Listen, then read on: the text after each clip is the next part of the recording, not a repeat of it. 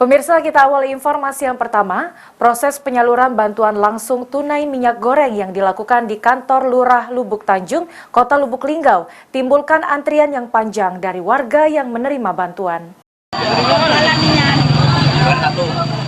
Di kantor Lurah Lubuk Tanjung, Kecamatan Lubuk Linggau Barat 1, Kota Lubuk Linggau, ratusan warga berkumpul dan rela berdesak-desakan untuk mendapatkan bantuan langsung tunai atau BLT minyak goreng. Petugas yang mengatur agar penyaluran BLT berjalan dengan lancar dan kondusif cukup kewalahan karena banyak warga yang berebut untuk masuk agar cepat mendapatkan BLT. Pembagian BLT minyak goreng ini disalurkan oleh kantor pos didampingi dinas sosial yang dilakukan di kantor lurah.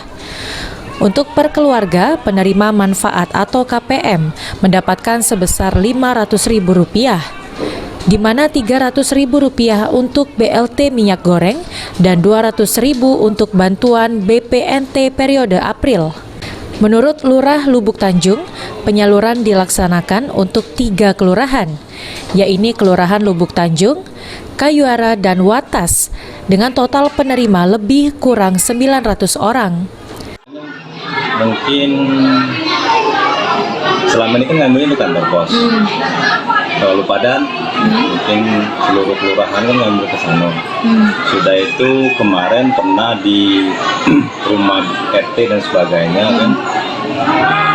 Kemarin kita setting kalau bisa tempatnya di sini baik, kita jangan sampai ada pandangan negatif lah. Kita sama-sama mengontrolnya. Mudah-mudahan ini tersalur, tepat sasaran, kasih indikasi potongan. Sesuai instruksi dari pusat, BLT harus disalurkan dari 7 sampai 18 April.